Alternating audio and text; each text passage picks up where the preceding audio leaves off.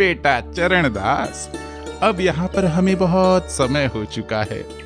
शायद हमें अगले गांव में प्रस्थान करना चाहिए।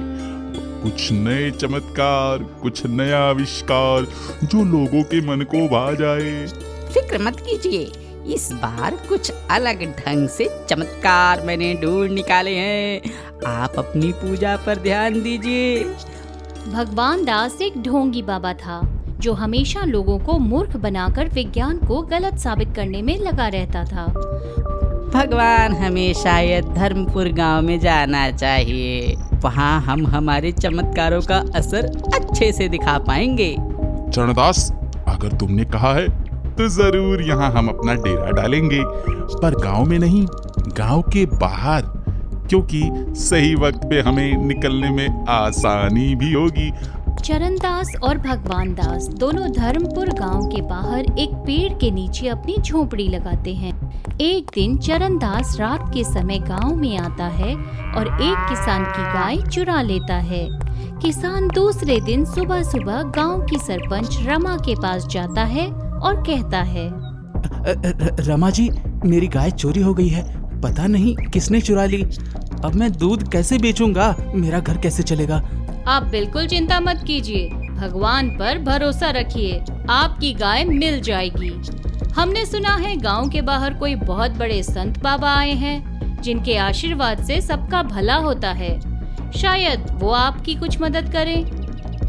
वो उस किसान को लेकर गांव के बाहर बाबा के पास आती है और कहती है, हे बाबा, ये गरीब किसान है, इसकी गाय खो गई है। पता नहीं कौन चोरी करके ले गया। क्या आप अपना चमत्कार करके इसकी गाय लौटा सकते हैं? हरिओम हरिओम। अच्छा बच्चा, क्या नाम है तुम्हारी गाय का? बाबा, उसका नाम लक्ष्मी था। तभी अचानक बाबा अपने कमंडल से विभूति निकालकर हवा में फूंकते हैं और जोर से चिल्लाते हैं, लक्ष्मी, तुम्हारे मालिक तुम्हारा इंतजार कर रहे हैं। तुम्हें तुम्हारे मालिक के पास आना होगा। और ऐसा कहते ही गाय किसान के सामने आ जाती है। ये तो चमत्कार हो गया, आप सचमुच महान संत हैं। बाबा, मैं आपसे विनती करती हूँ कि मेरा बेटा बड़ा ही विज्ञानवादी है, उसे इन सब पर विश्वास नहीं है, पर मेरा विश्वास हो चुका है। आप मेरी सहायता करें। बोलो बेटा, क्या विपदा है तुम्हारी? मैं गांव की सरपंच हूँ। मेरे आंगन में एक कुआं है जिसे हमने ढक कर रखा है। पुराने लोग कहते हैं कि उस कुएं में बहुत सारी बुरी आत्माओं का साया है, इसीलिए उसे तंत्र मंत्र से बांध कर उस पर ताला लगा दिया है।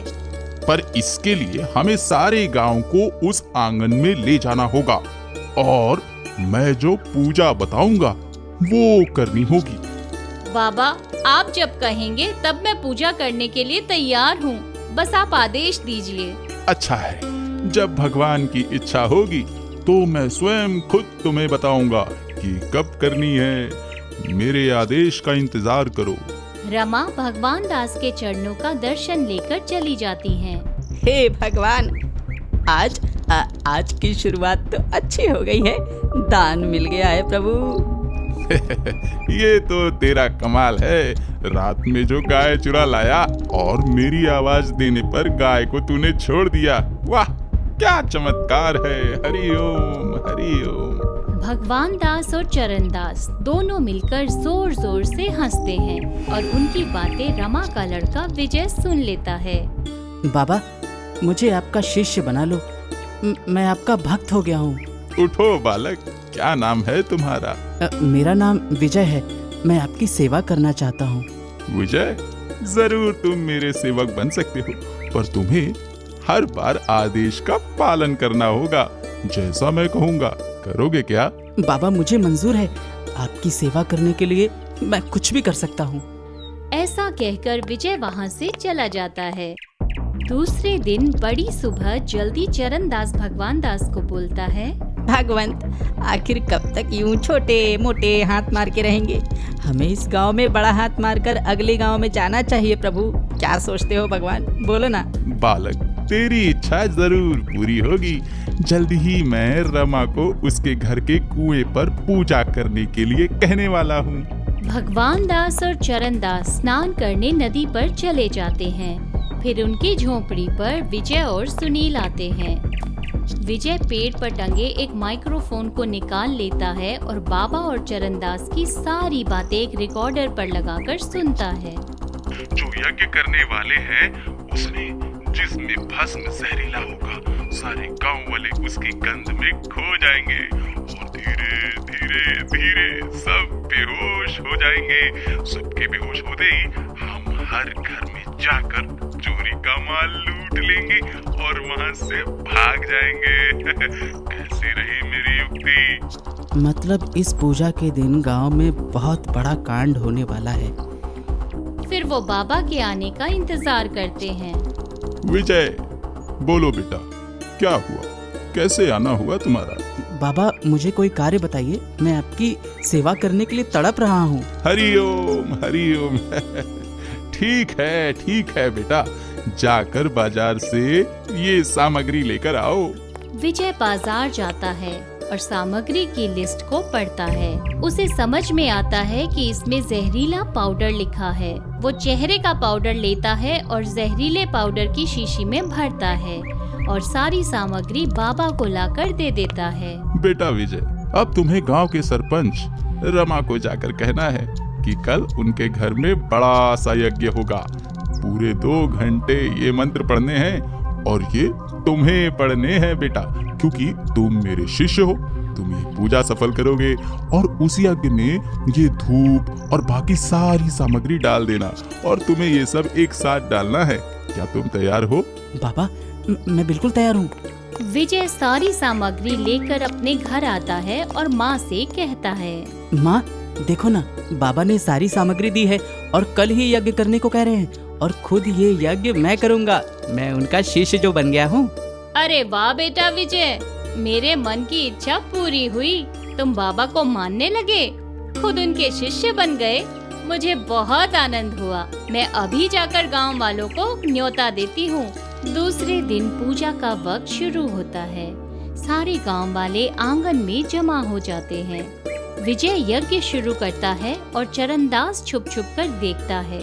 चरणदास जल्दी में फिर गांव के बाहर जाता है और भगवान दास से कहता है, यज्ञ शुरू हो गया है प्रभु, जल्दी से चलो, हमें बहुत सारे गांव में जाकर चोरी करनी है। अरे मूर्ख, तू ऐसे कैसे आ गया? पहले देखना चाहिए था ना कि सारे गांव के लोग बेहोश हुए कि नहीं। अरे भगवान, पहली बार आपने कोई युक्ति बताई।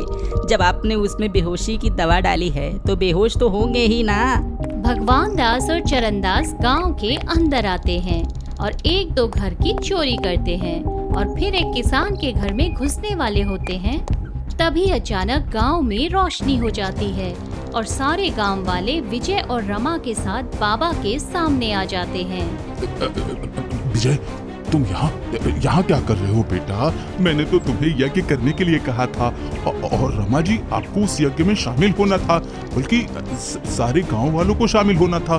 बाबा, आपको भी तो गांव के बाहर होना चाहिए था। आप इस समय गांव में क्या कर रहे हैं? वो मेरे यज्ञ का एक भाग है। तभी विजय और सुनील बाबा और चरणदास की माइक्रोफोन की रिकॉर्डिंग टेप रिकॉर्डर पर चलाते हैं और सारे गांव वालों के सामने बाबा का सच ले आते हैं। आपने जहरीली पाउडर डाली ताकि सारे गांव वाले बेहोश हो जाएं। पर मैं एक पढ़ा लिखा इंसान हूँ बाबा, मैंने उस दवाई का नाम पढ़ लिया था। आज तुम अपने ही जाल में फंस गए हो ढोंगी बाबा। रमा और सारे गांव वाले भगवान दास और चरणदास की पिटाई करते हैं और उन्हें पुलिस के हवाले कर देते हैं। हमारी अंधश्रद्धा का बाबा फायदा उठाने चला था। तुम्हारी शिक्षा ने सारे गांव को लुटने से बचा लिया। आज पूरा गांव बर्बाद हो जाता मेरे एक यज्ञ की वजह से। रमा एक लोहे की सलिया उठाती है और कुएं का ताला तोड़ देती है। इस कुएं का पानी कभी भी कम नहीं होता, चाहे कितना भी सूखा पड़ जाए। यही इसकी सच्चाई है। यहाँ कोई भूत प्रेत आत्मा नहीं है, ये सबके लिए खुला है। इस तरह विजय की वजह से सारा गांव लुटने से बच जाता है और ढोंगी बाबा का सच सामने आता है। भक्ति इंसान के मन की भगवान के प्रति श्रद्धा है, परंतु पैसे के लालच में किए जाने वाले चमत्कार अंधश्रद्धा का गोरख धंधा है।